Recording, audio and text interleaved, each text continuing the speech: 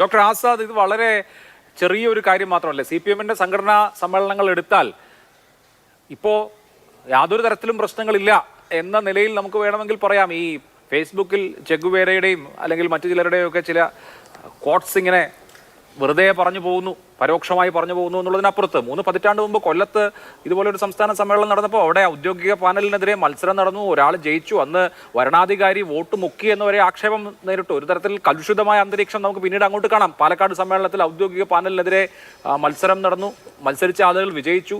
കണ്ണൂരിൽ ഒരു ശാന്തത ഉണ്ടായിരുന്നു. തുടർന്ന് അങ്ങോട്ട് മലപ്പുറം സമ്മേളനം വരെ, അല്ലെങ്കിൽ ഏറ്റവും ഒടുവിൽ ആലപ്പുഴ സമ്മേളനത്തിൽ VS-ന്റെ ഇറങ്ങിപ്പോക്ക് വരെ സംഭവ ബഹുലമോ പ്രശ്ന കലുഷിതമോ ആയിരുന്ന സംഘടനാ സമ്മേളനങ്ങൾ ഇപ്പോൾ ഇങ്ങനെ ഒരു പരോക്ഷ ഫേസ്ബുക്ക് പോസ്റ്റ് ഒക്കെ ആയിട്ട് കുറഞ്ഞിട്ടില്ലേ?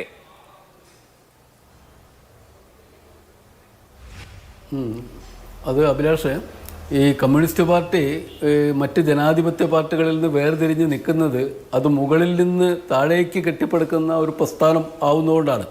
അപ്പോൾ മുകളിൽ നിന്ന് താഴോട്ട് വരുന്ന ഒരു പ്രസ്ഥാനത്തിന് അധികാരം മുകളിലേക്ക് കേന്ദ്രീകരിക്കുന്നു എന്ന് പറയുമ്പോൾ തന്നെ അതിന് തടസ്സമില്ലാത്ത, വിള്ളലുകൾ ഉണ്ടാക്കാത്ത രീതിയിൽ ആ സ്തൂപികാ സദൃശ്യമായ സംഘടനാ രൂപത്തെ നിലനിർത്തിക്കൊണ്ടുപോകണം. ഇപ്പോൾ മുകൾ തട്ടിൽ ഭിന്നിപ്പുണ്ടായതാണ് വാസ്തവത്തിൽ ഈ പറഞ്ഞ 90-കൾ മുഴുവൻ പാർട്ടിയിലെ വലിയ വിഭാഗീയതയായിട്ട് കലാശിച്ച്. അടിത്തട്ടുള്ള പ്രശ്നങ്ങളല്ല, അത് മേൽത്തട്ട് തന്നെയായിരുന്നു. അപ്പോൾ സ്വാഭാവികമായും അതിനെ അതിജീവിച്ച് വരുന്ന ഒരു ലീഡർഷിപ്പ് മേൽത്തട്ടിൽ വിശ്വസ്തരെ കൊണ്ടുവന്ന് നിറയ്ക്കാൻ ശ്രമിക്കും, അത് സംശയമൊന്നുമില്ല. അങ്ങനെ ശ്രമിക്കുമ്പോഴൊക്കെ അതിന് കൂട്ടുനിന്ന ആളുകൾ, അതിനൊപ്പം നിന്ന ആളുകൾ, അവർ ഓരോരുത്തർ തടയപ്പെടുന്നു എന്ന വികാരം വരുമ്പോൾ വലിയ തോതിൽ പ്രശ്നം ഉണ്ടാക്കുകയാണ്. ഇപ്പോൾ അതാണ് പത്മകുമാർ ആണെങ്കിലും ജയരാജനാണെങ്കിലും ഒക്കെ നേരിടുന്ന ഒരു പ്രശ്നം. അവർ ചെയ്തപ്പോൾ അവർക്ക് പ്രശ്നം ഉണ്ടായിരുന്നില്ല. ഇപ്പോൾ CKP പത്മനാഭൻ എവിടെയാണ് ഇരിക്കുന്നത്? ഈ സംസ്ഥാനത്തെ കർഷക പ്രസ്ഥാനത്തിൻ്റെയും പാർട്ടിയുടെയും നേതൃത്വത്തിൽ ഇരിക്കേണ്ട CKP പത്മനാഭനെ തടയുന്ന സമയത്ത് P ജയരാജനൊരു തരം ആശങ്കകളുമില്ല, പിന്നെ ഈ പത്മകുമാറിനില്ല, അതുപോലെ ആർക്കുമില്ല. അപ്പോൾ ഇത് അവനവൻ്റെ മേത്തേക്ക് വരുമ്പോൾ മാത്രമേ ഈ പ്രശ്നങ്ങൾ ഇവർക്കുള്ളൂ. വാസ്തവത്തിൽ അതൊരു പ്രശ്നമേ അല്ല ഇന്നത്തെ അവസ്ഥയിൽ. കാരണം ഇത് ഇത്തരത്തിലൊരു സംഘടനാ രൂപത്തിൻ്റെ സ്ഥിതി ഇതാണ്. ഇത് വളരെ വലിയ, അപ്പോൾ താങ്കൾ പറഞ്ഞ പോലെ 91 കോഴിക്കോട് സമ്മേളനം മുതൽ 95 കൊല്ലത്താണെങ്കിലും 98 പാലക്കാടാണെങ്കിലും കാണിച്ചു കൂട്ടിയ അതിക്രമങ്ങൾ, അത് കഴിഞ്ഞ് KN രവീന്ദ്രനാഥിനെ പോലെ ഒരു വളരെ മുതിർന്ന നേതാവിനെ 2 കൊല്ലം ഘടകമില്ലാതെ മാറ്റിവെച്ചപ്പോൾ ആർക്കും അമർഷം ഉണ്ടായില്ല. സമർ മുഖർജിയെ പോലെയുള്ള ഒരു വലിയ കൺട്രോൾ കമ്മീഷൻ നേതാവ്, പാർട്ടിയുടെ നേതാവ്, കൺട്രോൾ കമ്മീഷൻ ചെയർമാനായിരുന്നു. അന്ന് ഇന്നത്തെ കൺട്രോൾ കമ്മീഷൻ അല്ല, പാർട്ടിയുടെ സകല ഘടകങ്ങൾക്കും മീതെ അധികാരം ഉണ്ടായ 14-ാം പാർട്ടി കോൺഗ്രസ് അങ്ങനെ തീരുമാനിച്ച കൺട്രോൾ കമ്മീഷന്റെ ചെയർമാനായിരുന്നു സമർ മുഖർജി.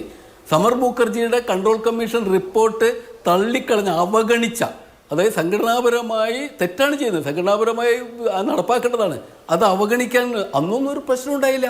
അതായത് സംഘടനയ്ക്ക് ദോഷമുണ്ടാവുന്ന അതിൻ്റെ തന്നെ നിയമാവലികൾ ലംഘിക്കപ്പെടുന്ന സമയത്തും അത് ചില ആളുകളുടെ പക്ഷത്തേക്ക് വിഭാഗീയമായി ചേർന്ന് നിൽക്കുമ്പോഴും ഈ പറയുന്ന ആളുകൾക്ക് പ്രശ്നം ഉണ്ടായില്ല. ഇപ്പോഴാണ് പ്രശ്നം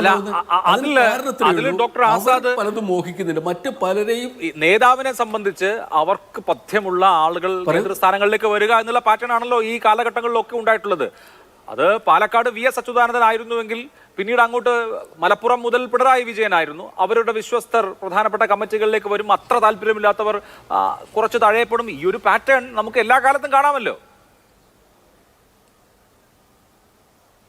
അത് എല്ലാ കാലത്തും അല്ല, മിക്കവാറും 80-കളുടെ അവസാനം മുതൽ 87 മുതൽ, അതിൻ്റെ 87 മുതൽ എന്നുള്ളത് പറയാൻ കാലത്താൽ കമ്മ്യൂണിസ്റ്റ് പാർട്ടിയിൽ ആദ്യമായി CPM-നകത്ത് ആദ്യമായി അതിൻ്റെ സംസ്ഥാന ലീഡർഷിപ്പിൽ ഒരു വിഭാഗീയത പ്രകടമായി വന്നു.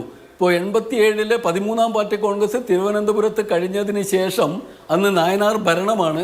ആ ഭരണത്തിലുള്ളവർ പാർട്ടി സ്ഥാനങ്ങളിലേക്കും പാർട്ടി സ്ഥാനങ്ങളിലുള്ളവർ ഭരണത്തിലേക്കും പോകണം എന്ന് തീരുമാനമെടുക്കുകയും അതിൻ്റെ ഭാഗമായി 4 വർഷം മാത്രം കഴിഞ്ഞപ്പോൾ ഒരു ടേം പൂർത്തിയാക്കിയില്ല നായനാർ സർക്കാർ.